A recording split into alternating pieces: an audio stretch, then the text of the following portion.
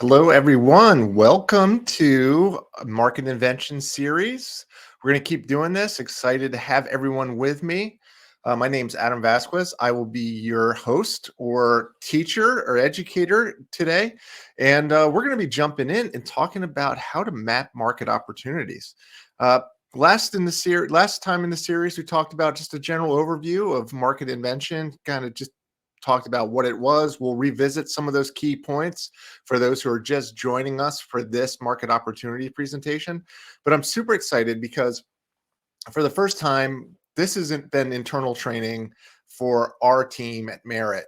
And I've edited some things, updated some things, and now I'm so excited to be able to present it to all of you. So that's what we're going to do today. We're going to go through this. We've got an hour together. If we go a little bit over, great. If it's a little bit under, great, even better, give you your time back. But it's going to be exciting because we're going to dive in on how to identify a market opportunity. And, this methodology of broader market invention, this is a piece of identifying the market opportunity within that. And we'll get into that. But it's not just about businesses. This is about individuals as well. This is a great tool for helping you to find a new business idea or even an opportunity for yourself inside another company. Now, and with that being said, just think about this for use of two ways, either personally for your personal brand or for your company or business brand, or just an idea that you're going to create something new, or you could be even using this to advise other clients.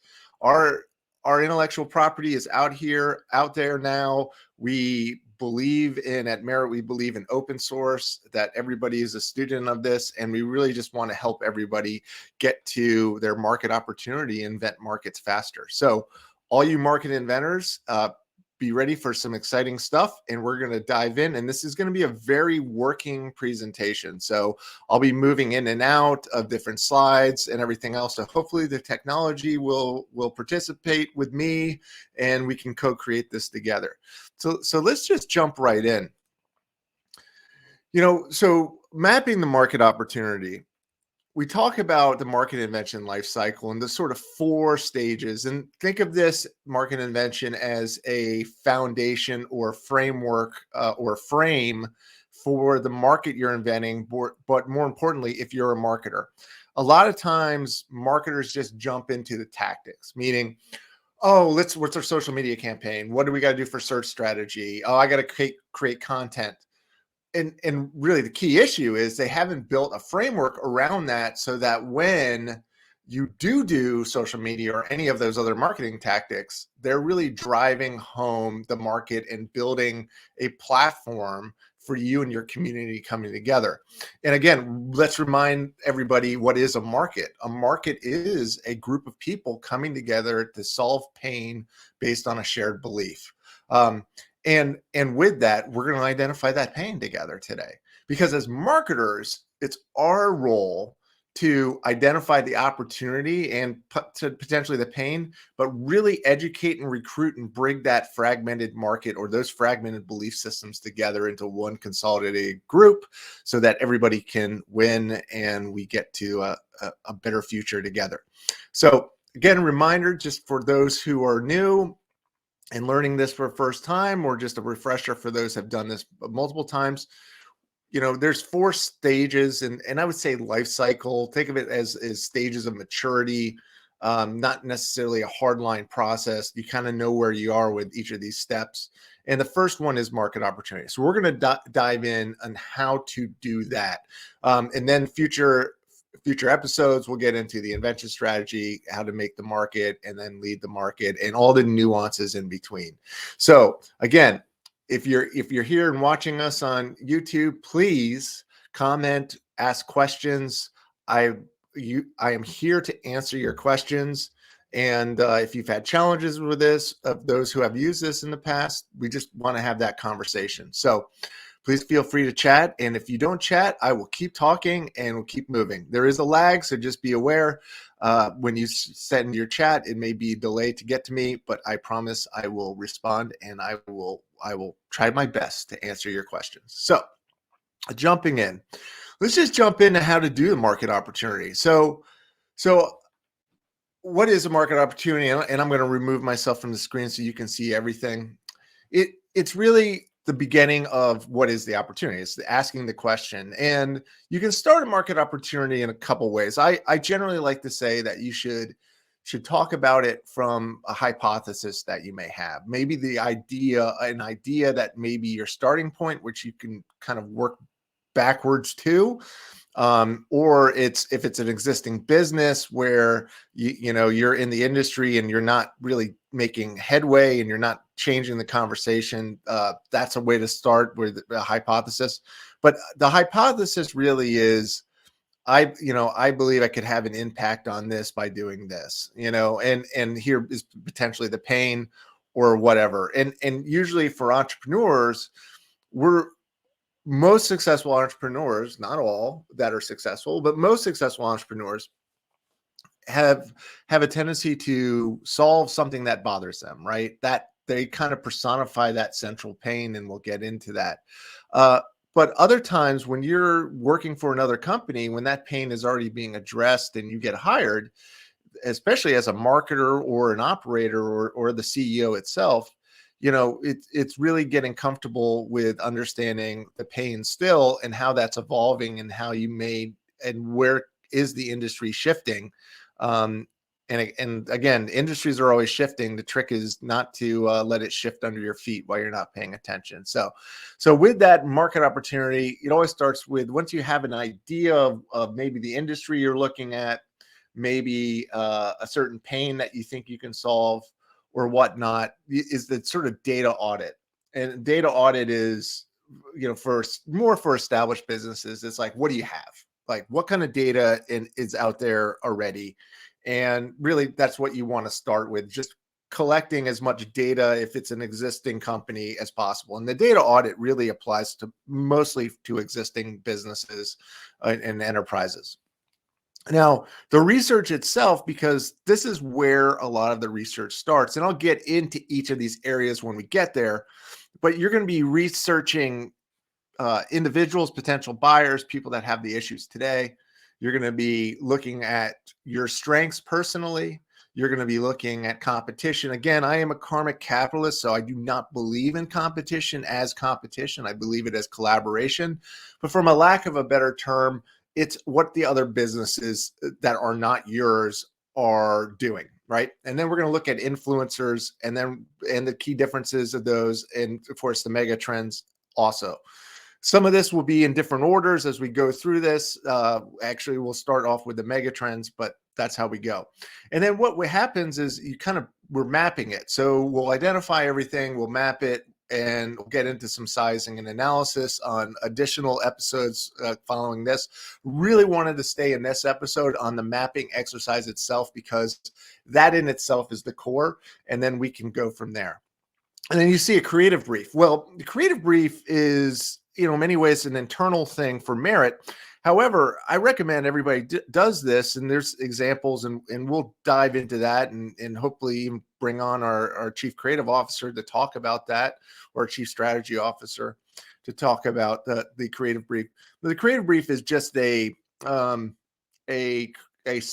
summary of everything about the market opportunity, which allows a group of people to then move into the invention strategy. So think of it as a central communication tool that allows us to visualize and expand on what we find in the opportunity itself.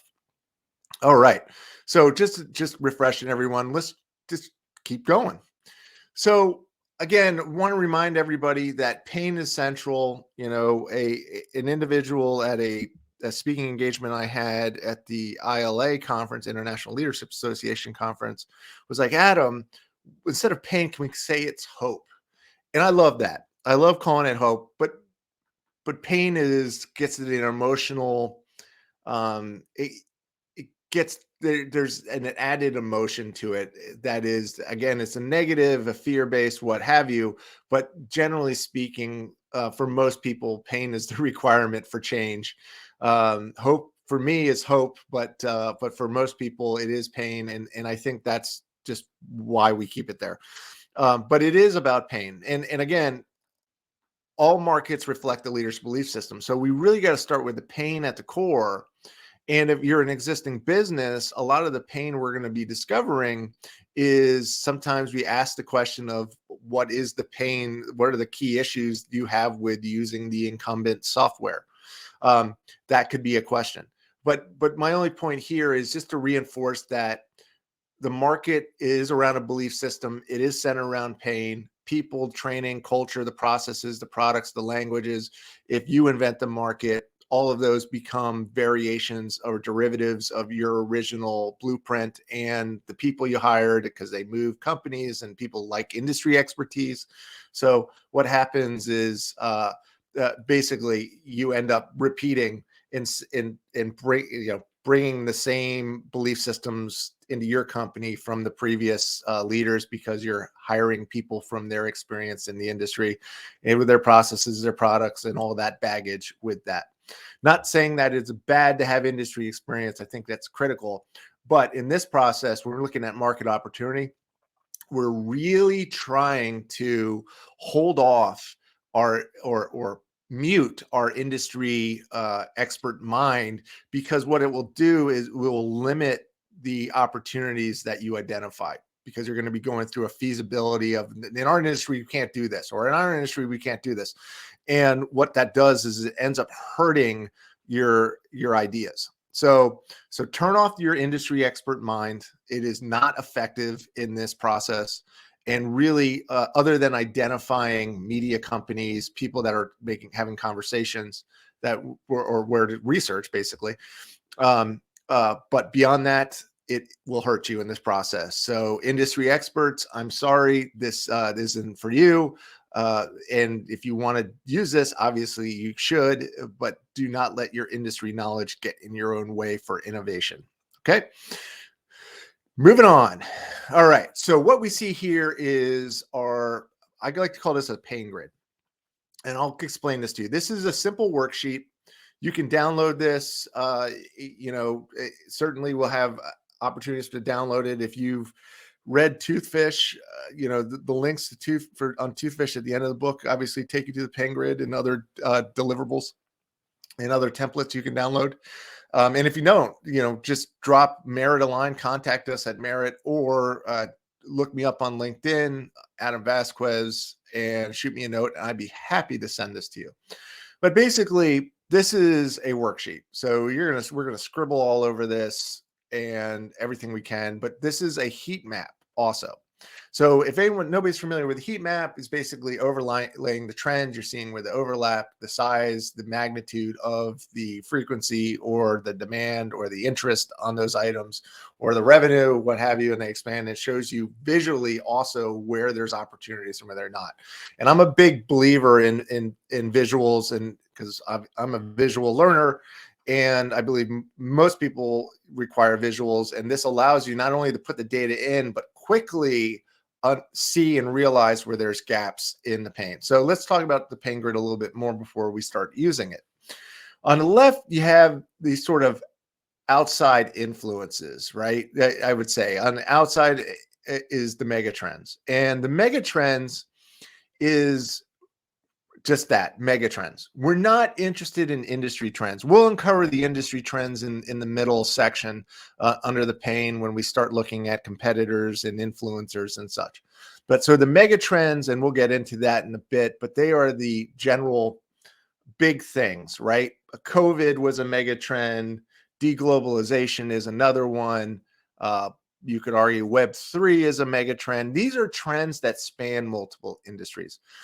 And megatrends are important because leveraging megatrends is all about timing. So it ensures a little bit better on timing, because the megatrend, you let the megatrend do the work of communicating the value. So when you produce a solution that's aligned with a megatrend for a customer, they automatically, you don't have to teach them everything about what's behind this, right? So they can get it fairly quickly, because there's a lot of other conversation going on that they see every day.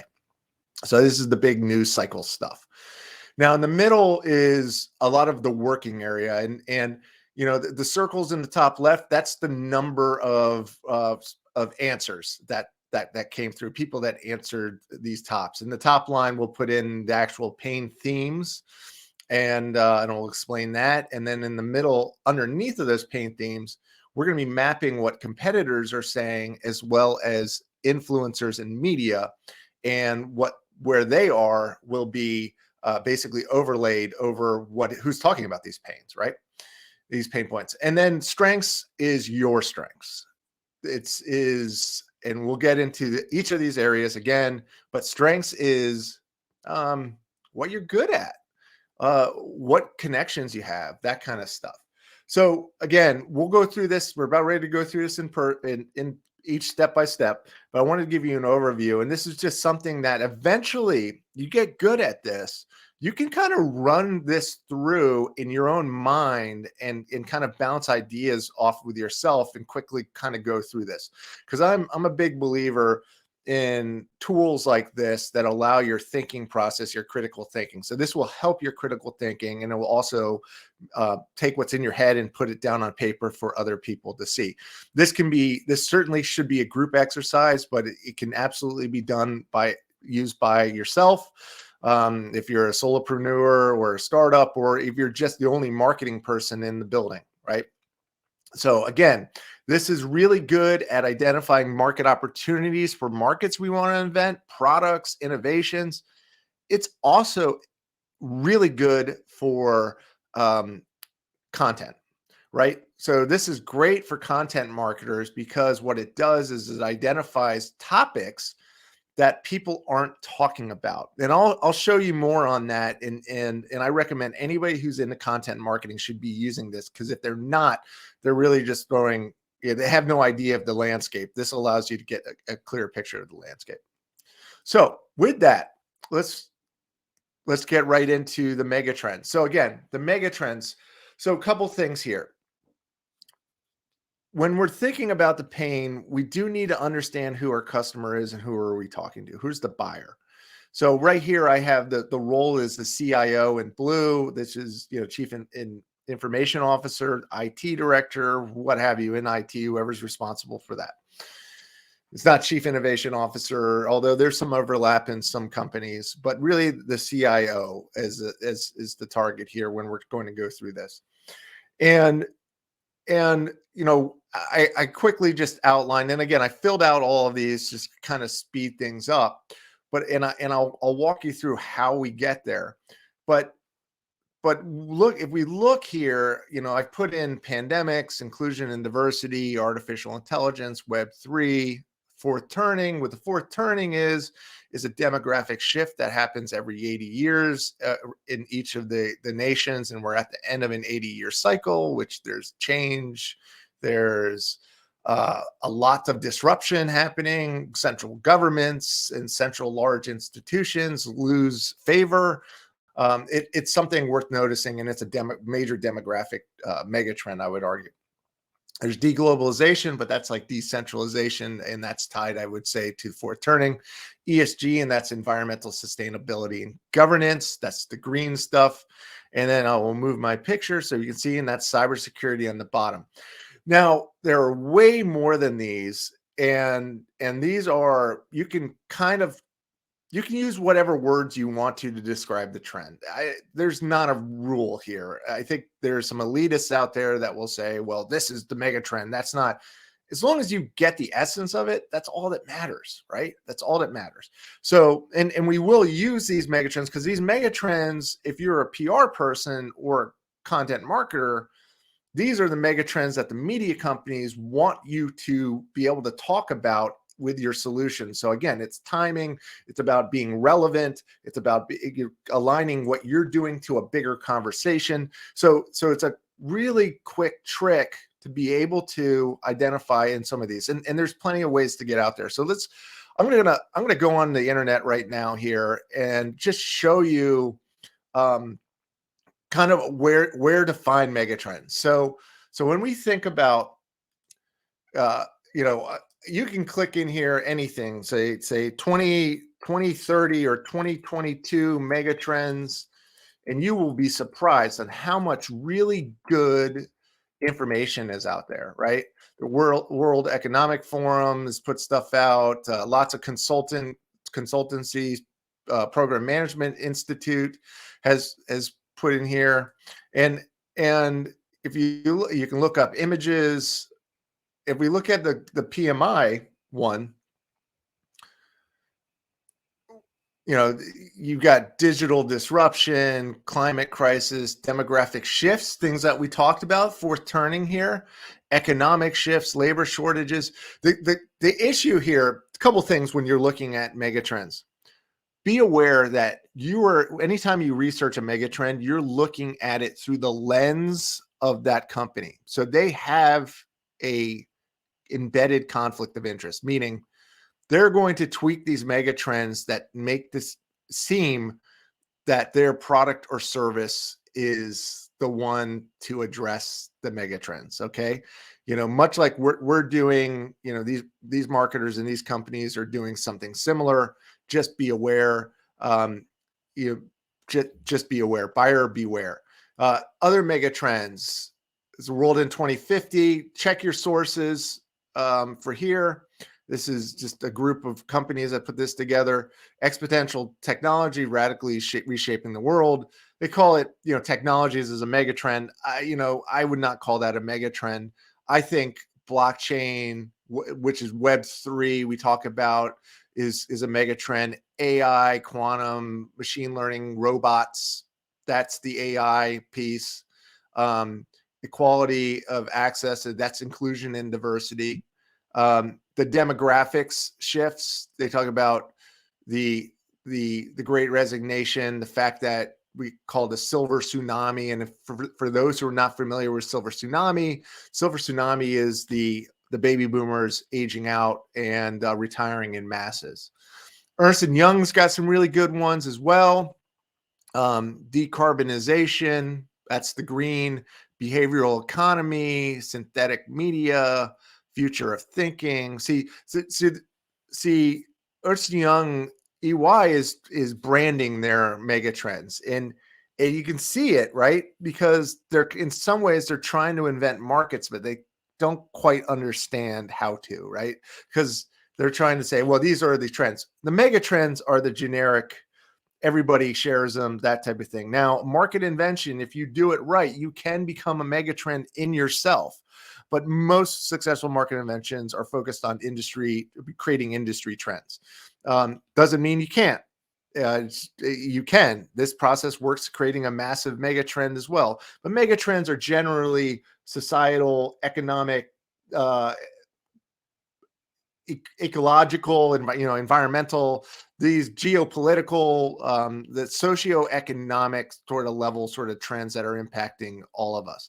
The internet is a mega trend, obviously. So as we think about it, it just gives you a point on looking. There's so many different mega trends, shifting economic, climate change, and you can start to see again, this is BlackRock's website that we're on here. And even industry sites will get into what they are, right? So technology, traditional consumers, goods produced by technology companies, the global economy should grow as the world becomes more productive. Rapid urbanization, that it's funny because you would argue that it might be going the other way, right? Instead of rapid urbanization, it's that whole decentralized people moving out of the cities into the suburbs because of the teleworking and COVID. And that trend hasn't quite changed yet. It's not the influx that everybody seems to think exists. And so there's a bunch of stuff out there. So anyways, so this is how you would align your mega trends, right? And now I am going to flip back to the presentation as we're building them out. So when you're looking at mega trends, again, you do want to take the lens of the idea, the hypothesis that you're going to go after. If you have one, if you don't, look at them generically and look at them like, wow, that's interesting. I really like that. I think there's some cool stuff. So what interests you? If you're in a business and you're inside a company, doing this for somebody else's company, he should still be something you're interested in, but knowing you don't have quite the same flexibility as you do as an entrepreneur when it's your business, and your business's point should be something that you're interested in, right? But and it's okay. Um, I used to work for a company called Robbins Joya, and they arguably invented the program management industry. In fact, PMI was an early partner of theirs, and a lot of the PM body of knowledge was built around Robbins Joya's methodology of program management. They really were the first firm to bring that in a commercial way from a consulting, project management consulting. Now it's everybody has it. PMI has made it a bit of a commodity. I still argue it's not a commodity, but you can get trained on it pretty quickly, take a test, and you're an expert. So either way, that is a market invention that Robbins Joya created with program management, and now it's more of an industry. You could kind of argue maybe it was a mega trend. Definitely goes across industries, but it really was an industry in itself. And that's where you think about what a market invention is. Many ways you are creating an industry in itself. So as we're moving along, I want to show you. So for the presentation of this, bringing this together, I am going to use Salesforce.com as an example. And I'm not going to use Salesforce.com today as an example. I'm going to use it when they were in 1999, or say they were looking at this in 1997 or 1995, when Mark Benioff, their founder and CEO, was deciding, and he was still working for Oracle, and Larry Ellison, trying to decide on what he was going to do next. So I was not there in the room. I have read a lot. I've done a lot of research on Salesforce.com, how they thought, what they did. It is a true market invention company. They definitely did this. The Behind the Cloud by Mark Benioff is a great book that's worth reading. But I am going to do my best to put that in context, because it's a real world example and they've been successful. So you can see it kind of materialized in what it is today. So if you were Mark Benioff back in 1999, when they started, these were the mega trends. So let's go back in our time machine here and talk about these. So the first one is the internet.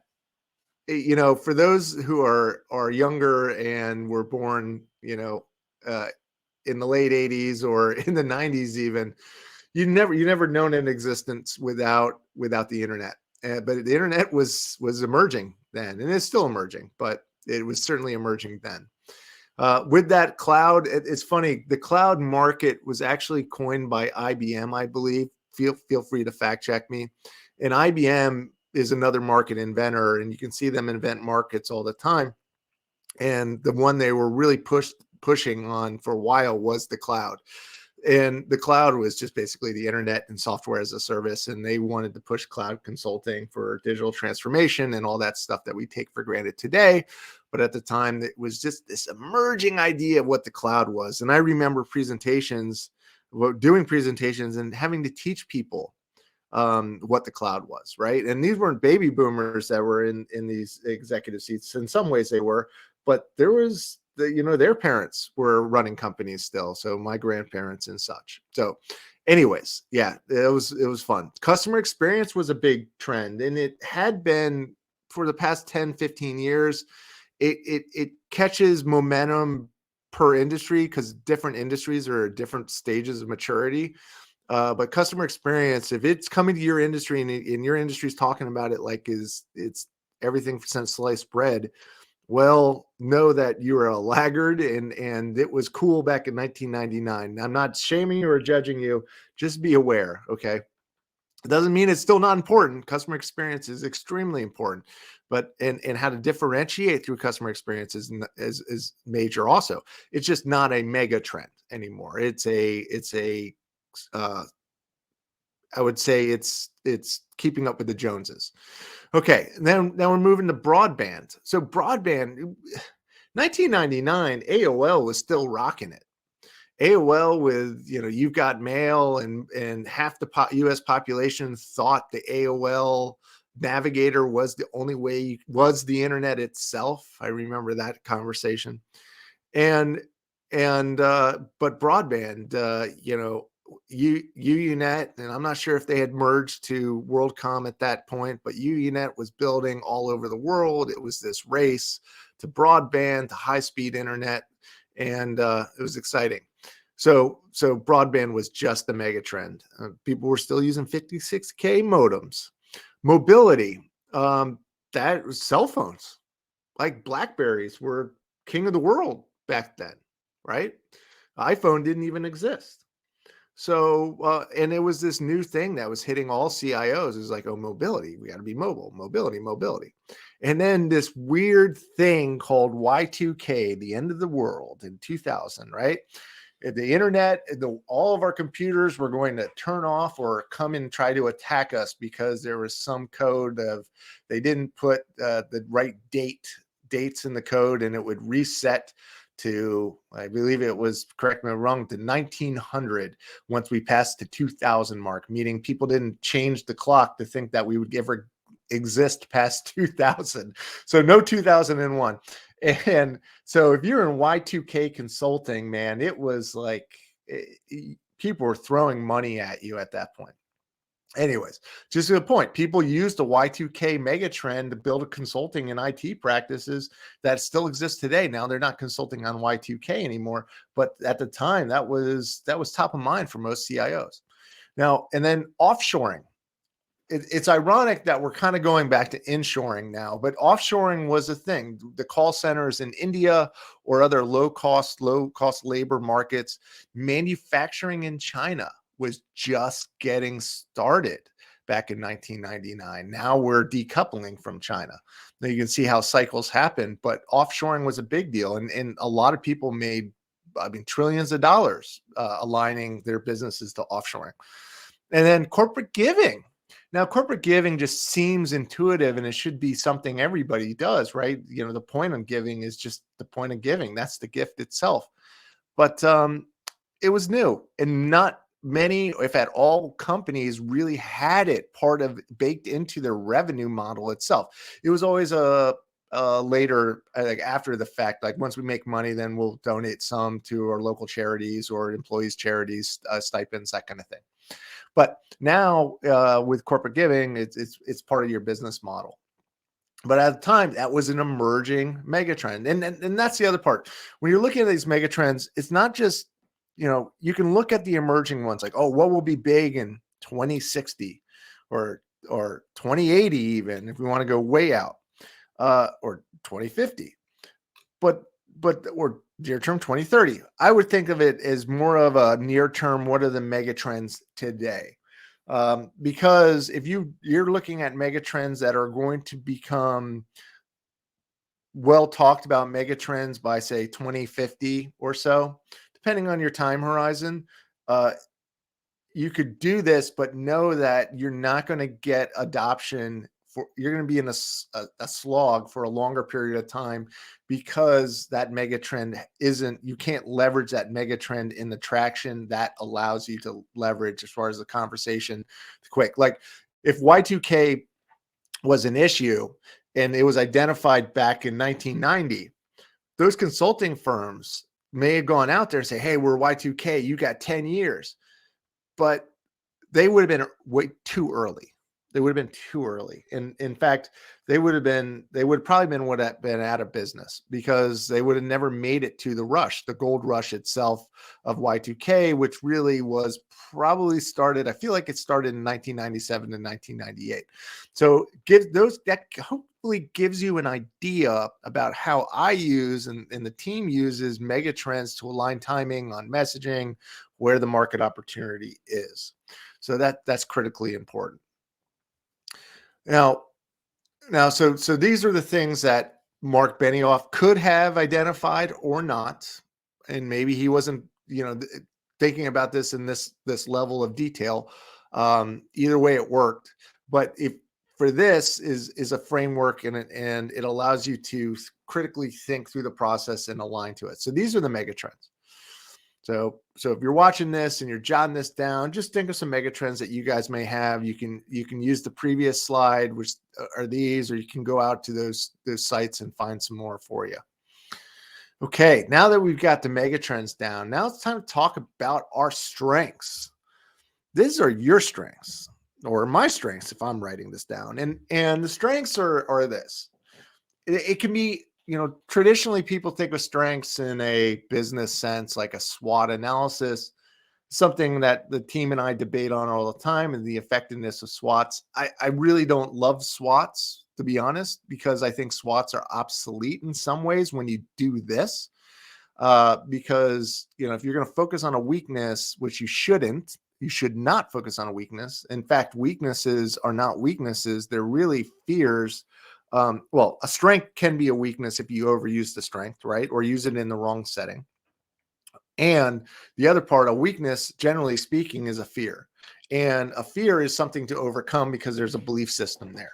And if you don't overcome that belief system of that fear or that weakness in your own mind, then it will continue to sabotage you. So it's important to identify them, but not as a weakness, but really more of a fear of something happening. Because when anybody who has done a lot of SWATs and done a lot of weaknesses, road knows time, you look 5 years from then after the fact, like 99% of none of those fears or weaknesses, even if you did put in a process or something to overcome it, generally don't come up. So because nobody has a crystal ball.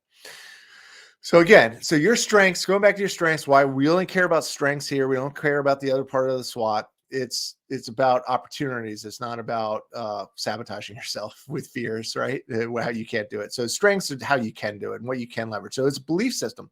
So if your company or you have a strong belief system that you believe aligns to the mega trends, put it here, put it down. And there's some ideas here that I'll throw up there, and we'll use Salesforce.com as a working example after this as well. The relationships. So whatever relationships people talk about, your network is your net worth. Don't fully agree with that, but it is a good guiding principle to the fact that this is your network. Who can you reach out with? Who do you have strength? Do you have advisors?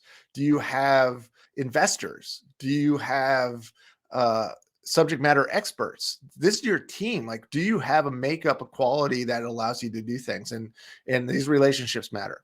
Awareness. So a lot of people ask, like, okay, Adam, market invention, how long does it take? And I always say, hey, well, it depends on your awareness and the mega trends and the timing. There's a few angles here, but most importantly, the more aware, if you're a Salesforce.com today, you already have awareness as a strength. So anything you promote or push out there, everyone in the industry is going to see it. And everybody's going to pay attention to it. You're going to have analysts and influencers cover the discussion. They're going to criticize you. They're going to call you again, the smartest person in the world, if they love you, what have you. And so when you launch something new or try to invent a new market, when you're already an established, well-known leader, it's much easier and it's much shorter period of time. I mean, you can see Apple invent markets overnight because they are Apple, meaning everybody is paying attention to them, and for good reason, right? Now, if you don't have awareness, that is not a strength, because it can be a strength, meaning you're not tied with the baggage of the leader. If you are a leader, you have baggage and there's pain. You are creating pain, and you could create an entire new market with your existence, which the government has done multiple times, by the way, and other large software companies have done too. But again, back to timing, again, awareness, you're going to have to ramp up. So when you have a lot of awareness, it's faster timing. When you don't have a lot of awareness, you've got to be more patient or have a lot more money. One of the two. Okay. So personal skills are definitely a strength. Those are, I am a good writer. I am a good presenter. I am a good, visual artist. It could be, I'm a good programmer. I'm a good teacher. These are your strengths. Put them down, make sure you're clear on them, and put them on here. Your personal skills and strengths are really important. And these personal skills, I will make the differentiator between personal skills versus technical skills. Personal skills are, your communication skills, I would call them like your edge skills. your ability to listen, your ability to take complex ideas and put them together. So these are the soft skills, you would argue. Some people would argue. I've called them personal or the edge skills, the things that you can't learn in a school, right? Or a technical school or training in a technical way. And then there's the technical skills. So that's am I a good coder? Am I a good visual artist? Am I a good financial person, right? Can I look at numbers and crunch numbers really well? All those matter. I think selling is kind of a blend of the two, but there's a lot of technical skill that goes along with selling. But if your sales skills want to focus on that, I would call that more of a technical skill. Your personal skills are more your interpersonal, the way you carry yourself, your communication skills, that kind of stuff. And then we move to customer experience. That's a strength. If you have your existing company and you have an incredible customer experience or something in the customer experience itself that you do uniquely, definitely put that down here. And then contract vehicles. For those friends of mine who are in the government business, obviously contract vehicles are important.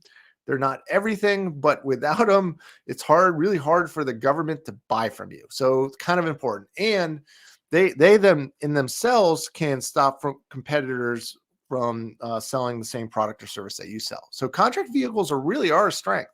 And they have them in the enterprise side also. Obviously, large enterprises have contract vehicles with vendors and partners, but you really see it more honestly as a real strength, because in the commercial side you can overcome contract vehicles with a market invention. You won't need a contract vehicle. They will actually create one for you, the purchasing team for this. In fact, they will do it for the government side also. It takes a little bit more work, but they will sole source a contract for you if you do market invention properly. And then security clearances for those, again, who are in that security sensitive type of environment. That is just another example of strengths. So there's other types, probably categories that we're not talking about here. Just you get the idea. And I wanted to be exhaustive in sharing what that is, right? So then we're moving to, Mark Benioff's strengths. And again, I wasn't in the room with him, but I could tell you what is really clear in everything we've read, and you can see it. And I used to do keynotes at Dreamforce, their large Salesforce.com conference, which is huge. All of the hotel rooms sell out in San Francisco Bay Area when Dreamforce is going on. In fact, they had to bring a cruise ship in a couple of years ago for the overcapacity of people. People were sleeping on a cruise ship because there were no hotel rooms left. Amazing, right? So, and it's just power of market invention. So, Mark Benioff's no software vision was a big thing. Now, did he have that before going through this process? You argue yes, because he saw it when he was at Oracle, and he saw it in many ways. Larry Ellison was absolutely a strength. I'm sure he wrote that down at the time because Larry Ellison was one of the early investors. And Larry Ellison was, and is the CEO of Oracle. Ironically, their number one competitor, Siebel Systems, which is Tom Siebel, was the founder of that, also worked at one point for Larry Ellison. So interesting, right? Mark Benioff also had software sales experience. And if you're going to get into enterprise software and you used to run all the enterprise software for Oracle, I would say that's a pretty good technical skill or soft skill combined, right? So that's worth it. Also his experience with relational databases. Yeah, Oracle was the first relational company built on relational databases. And ironically, you look at Salesforce.com, really all it is a relational database with a front end easier to use interface. So it is just a relational database, and he knows that. So he had the technical knowledge, maybe not to code it, but understood where to find the people, the talent, the resources, and the scope and the functionality that would allow him to build something on top of that. And he had a really good, last but not least, he had a really good point of no legacy infrastructure, right? So he didn't have to worry about, just having to upgrade things because you got to remember, on-premise was the norm prior to that. So it would be like, in many ways, it's like somebody that built their whole company being on analog and having to go digital suddenly. It's like all the technology and everything. It's like the lighting companies that, with the incandescent light bulb, which was off an old power grid system, which was off the Tesla power grid, and then which was really uh, electrical engineers, right, in engineering, and then going to the LED, the light emitting diode in LED technology, that was all electronic engineers. So companies like Philips had no engineers that knew how to do LEDs when LEDs came out, right? Can you imagine your entire industry? You do not have the expertise to design the future of your own industry. So they partnered. But just as an example, that's a strength, that when you don't have the legacy infrastructure to sell, manage, upgrade clients, you can just jump in and leapfrog. That is a huge advantage. Okay, so now when we get into pain here, I have it all written down, but let's just jump into this. So the circles are the number of people that said this. So when you're researching pain, you can do a few things. When you're researching pain, I think it's really important to get external advice that's outside necessarily the industry experts and influencers, because we're not looking for the industry experts to give us this information yet. That's after it. We want them to confirm it or identify things maybe we missed in our research. But ideally, if you can, you're going to ask questions from buyers or potential buyers on this. So you're not drinking your own Kool-Aid, you're going out and doing external research. And I always recommend a mix of doing a broader survey, digital survey, like using something like SurveyMonkey in questions, and you can find plenty of partners that will do this for you. Merit will obviously do this with you for you, but even out there's plenty of research partners that will facilitate and get you that group, get you to the number of people who you're going to send this list to, right? If you're already an existing business, you can ask some of your existing customers. That's great. You should do that anyways. And the questions that we're asking are a little bit different than maybe what we're used to in the past. So now in the data audit, if you have customer satisfaction research, all of that stuff should be thought about, and you should dig through that when you get to this point. So that's where the data audit research is. If you do a customer satisfaction index survey, or do you do a net promoter score or any of that, if you have, anything that feedback from sales team and their customers about what's working and what's not working, like those are good things to put in here, and not only things that are not working. So this is pain. So this is not like, oh, we're doing this well. This is all pain. So be careful when you ask your customers, like, what are we doing really badly? And a couple of reasons. People are nice and they're not going to necessarily tell you the truth because they don't want to hurt your feelings or make it weird with their interactions with you. So just be aware of that. So couple ways to ask these questions. And there's tons of ways to design the surveys and write these questions. And I am not a professional researcher. I do research all the time. I guess maybe I am professional at it, but I don't script the questions quite as masterfully as somebody that just does that every day, right? And again, we have people, and there's tons of people out there, if you just look at it on LinkedIn, that can help you on this stuff. So, but the point of the questions are going to be like, can you list the 3 worst things when working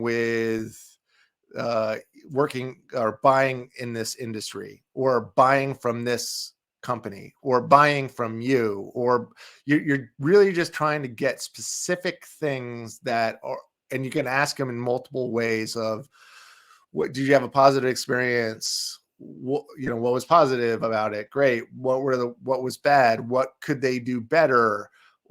If you have one recommendation to improve something, what would it be? What do you think are the biggest gaps in the industry today? What, these kind of questions are the questions that you want. You want to get at heart in the middle of that pain that you're looking at here. So go back, expand this so you can see it better. So, when again, I was not interviewing there, but this is a good sort of format that you can certainly do here. And with that, I would say first is not enough sales revenue. Sorry, we're getting a little bit of spam on the live chat, and I was just fixing it up here. So one would be not enough sales revenue. That's a pretty common. I think that's still pain today for CRM. So again, you're looking to build something in the customer relationship management space. This is the way to go, right? So not enough sales revenue. Okay, pretty common. Everybody probably said that. If we had 30 people probably would have said that. Maybe 27 people said customer data hard to track, but the majority, okay. Contract fees are high. Definitely was a pain back then. I think it is still a pain. It's ironic that we replaced Siebel with Salesforce, because people would argue that Salesforce.com's fees are too high. CRM hard to integrate. Again, you got to remember, we would not have the cloud. We did not have software as a service. So, and we didn't have these APIs and the App Store and all of that stuff that we take for granted for now in multiple ways. But it was siloed. An application trying to plug in a CRM to other applications in the business enterprise was very difficult. Accurate sales forecasting, again, pretty common. Still a problem today with most organizations. Version upgrading was difficult. Yes, absolutely. Version upgrading, you got to remember, there was no cloud. So it wasn't like there was just this software as a service. And, once they changed it in the mothership, everything was changed on your computer when you logged in on the web. No, if you wanted to upgrade or add new functionality, you literally had to install it per machine and uninstall, then reinstall. Like a lot of people forget that. So version upgrading was difficult. Remote login while traveling. That's another one common today. Okay, big issue. Again, mobility. Sales teams are mobile. If they're in the office and not on the phone, they're not selling. They're not doing out there. Unless you're only selling through the phone. Many would argue, sales leaders especially, that salespeople shouldn't be in the office.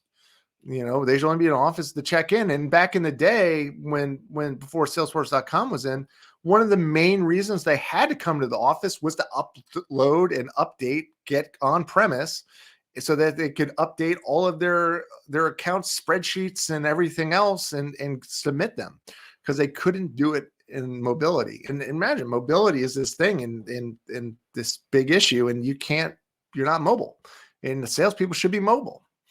And then neat lead tracking. Of course, that's still one of the biggest challenges today in CRMs. Is lead tracking needs improvement. How do we track it? Who do we give the benefit to? So,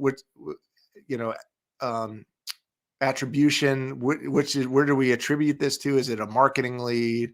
Is it a sales lead?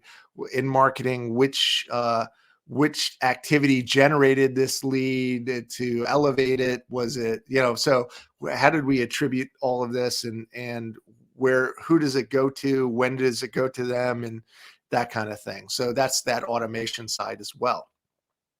So, when you go through this and you find that you're going to get a list of answers, right? And they're all going to be mashed up, and, you're going to have to cipher through this and decipher all of this, meaning go through and start saying, and these are themes, right? People will use different sentences and words to describe these themes, but it is your job to go through it and say, okay, these are organized, and organize and group them into these groupings of like pains, and then label them with the theme. And the numbers really for is just to show you how important it was or how often it came up. Okay, so these are arbitrary numbers. Say 30 out of 30 said lead tracking needs improvement. I can just tell you that from implementing CRMs most of my professional career, that is one of the top priorities still today. right? All right. So after we get these pain, you're almost there. It's awesome. We're almost there. And I know we're going to go probably over an hour, but I think it's important. And for those who have to hop off at the top of the hour, it's quite all right. We'll keep recording. You can come back and watch the rest. I don't want to stop it here though. So now that we got the pain, it's now about mapping the competitors to where they are, right? And I'm going to show you how to do that. But basically what we're doing is we're going to go out and look on, look on their websites. First you got to identify the competitors. If you don't know who the competitors are and you're creating something brand new, like you have a hypothesis and there really isn't a competitor because they're not doing what you do, then you should look at indirect competitors. So are you replacing something that exists today? Meaning Airbnb really had no competitors, right? But they did indirectly with hotels. And so you would see hotels up here because there really wasn't another business model that was even remotely similar to that. Maybe there is, I don't know, but at the time I would argue that probably Hilton and all these other models would probably in that space as far as what they're doing. But if you don't have a competitor, then try to find the closest alternative of what you're replacing today. And so right here, there's really three primary ones. Ironically, Oracle was one of them. Larry Ellison was funding his competitors, which is fine. He doesn't care. SAP and Siebel. Siebel does not exist anymore. They were actually bought by Oracle. So, and SAP does still have that. So when we're on an SAP, and you can see we mapped out, what we're looking is seeing, and we'll go out here to the internet here right now. And I'm going to go back and we're going to dive into SAP. So now we're on SAP's. It's big. SAP's a big company based out of Germany. They do ERPs, enterprise resource planning. Obviously, for a long time, you couldn't integrate into SAP. They were one of the hard people to integrate your CRM to. So they bought a CRM solution or built it and made it part of their value chain suite. So you can buy everything SAP. I'm not going to say that if they're good or bad, but I will say, people that do work with SAP have had challenges as far as slow and hard to work with and cumbersome, but still a lot of the world runs on SAP, and they're right about that. So CRM software, CX solution. So CX is customer experience. We look here, turn market opportunities into bottom line realities. Okay. Win customer trust and loyalty with intelligent engagement. So again, that's lead, that's engagement, that's life cycle engagement. That was a new thing that was emerging in customer experience after 1999, but it is certainly important. Future-proof your business and then business models. Okay, let's see. Data, intelligence, CX, customer experience. Okay, it's all about customer experience. Great. They're using that mega trend, but what are they doing about customer experience? That's where you want to get into it, right? So customer experience is part of this, and I think that could be part of the pain now. I don't have all my customer data in one place. I don't know, like tracking, all of that stuff. That's what they're outlined. So if we had a pain, that's one of the pains we would identify. And sometimes you might not get the pain identified but in the interviews. Sometimes there is new pain identified when you're doing the competitive research. Now let's look at a couple other ones. So let's go to Sugar CRM, which is another competitor. And here we go. We talk about prediction, like pipeline forecasting, right? That's still a pain. Automation, process, accelerate everything, no roadblocks because your CRM should work for you. So that's works right out of the box. Integrations, again, ease of integrations, increase user adoption by letting users work in an environment they're used to working in. I mean, I think remove friction by working award-winning known flexibility. This is about mobility. You can see how they're kind of addressing the pains that this table stakes. See your customer data in high definition.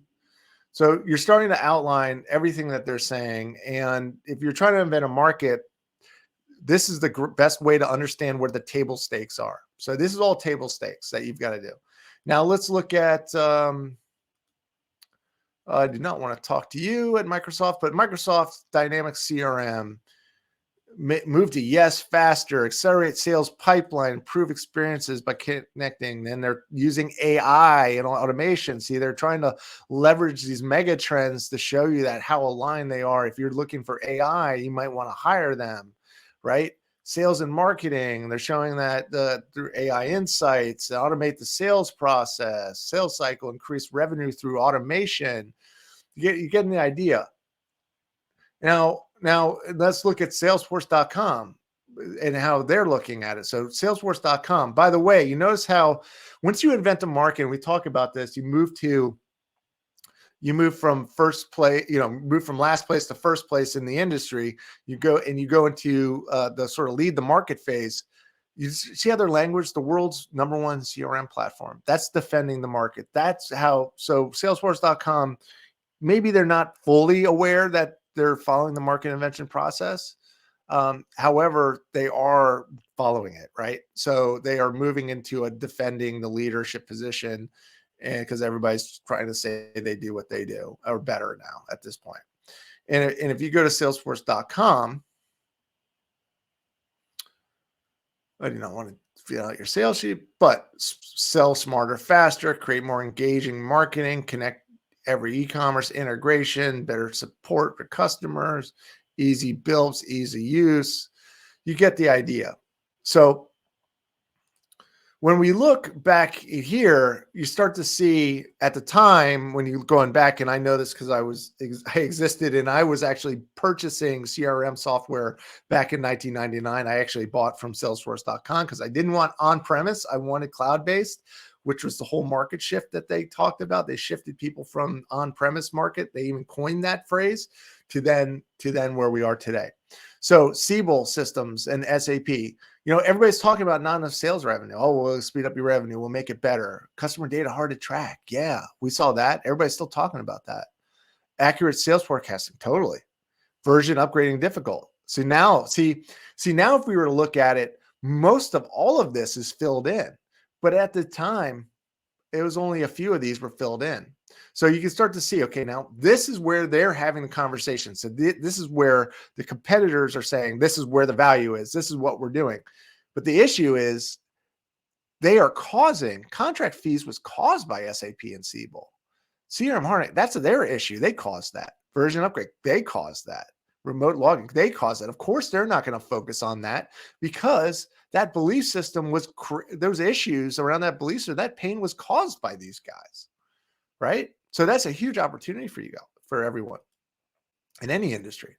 So now if we look at, and these are just some examples here, if we were to go out and look at media companies and what they're looking at, right? So then this is what people are writing about. This is the influencer side. So when we talked about before, this is the competitors. Now we're going to jump into the influencers.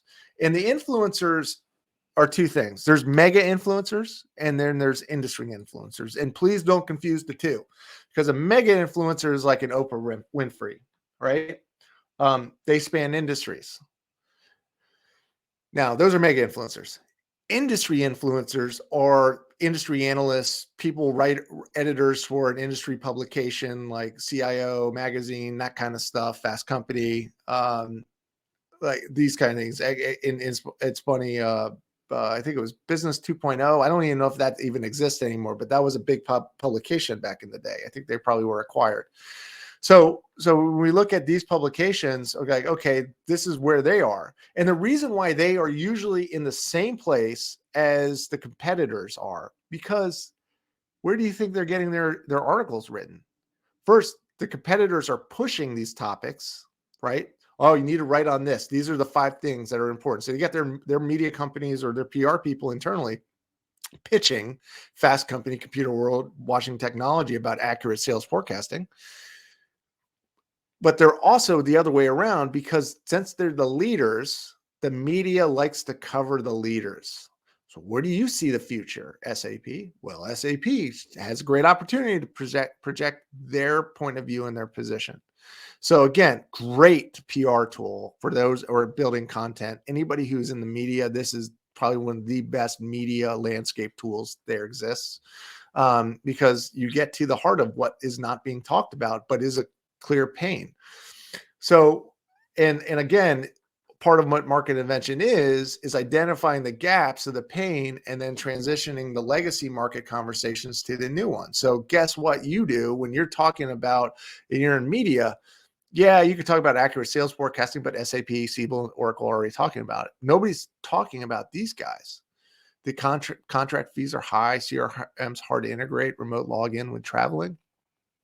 Great opportunity to talk about mobile capabilities, about how mobile's the future. Here's some mobile statistics. Da da da da da. Back in 1999, believe me, that would have gotten media coverage. CRM hard to integrate. This is why we're doing this app exchange. Da da da da. So you guys get the idea. So this becomes the opportunity where these guys are. Not enough sales, customer data hard to track, accurate sales forecasting, version upgrading difficult, and lead tracking needs improvement. That is table stakes. That is status quo level work, meaning you have to do this, but it will not gain market share if you do this. Now, it might based on if you make it cheaper, faster, whatever, but it's not going to give you the big leap in the traction that you're looking, and it's certainly not going to invent a market because you're just following what they're saying is the problem and the pain at the center of their market. And again, I'm going to real quickly hop over here to just the CIO, just to share with you so everyone sees what we're looking at here. We go back to, we'll go to CIO magazine. You go into their IT leadership and look what they're talking about. We could put in CRM in here, disrupts disappointments, product-based IT, a blueprint for success. Okay, product-based IT. Well, who's driving the product-based IT? New US appointments. These guys are really good at looking at this stuff. So you can look at CRM, and let's see if it'll open up quickly here. Here we go. Effective implementations, six CRM predictions for 2016. Obviously, this is in the past because CRM is past the hype cycle as far as in many ways. But my only point is here, tips for achieving CRM, 10 signs CRM needs an overhaul. We go here, poor data quality, broken add-ons. You can see the same themes that they're writing about, right?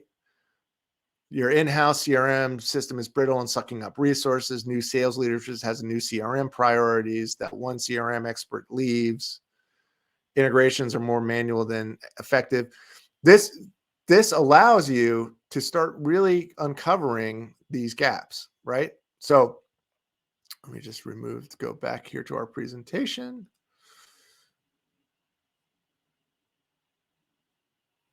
All right. So get the idea. We want to see where everything else. There's going to be some outliers, sure, but most of the time, the same publications are going to be covering the same thing as the leaders. And here's the point on if you do find them say they're talking about version upgrading difficult at the time. Well, be aware if they haven't talked about a company is pitching that to them, meaning if you were to jump in and say, okay, we're going to build everything on version upgrading difficult. It's a great opportunity. The media companies are talking about it, but no competitors are. Great. Just remember the media companies generally speaking, do not have the original ideas. So they will have to research and resource this. So they're researching and getting this from somebody. And chances are it's one of the leaders, and they're setting the stage for then coming in and promoting it and everything else. In the industry world, on media and PR, on the business to business side and the consumer side, they say there's more separation between media buying and journalism. But I'd argue there isn't. There's always a conflict of interest inside because all the advertising pays for the articles.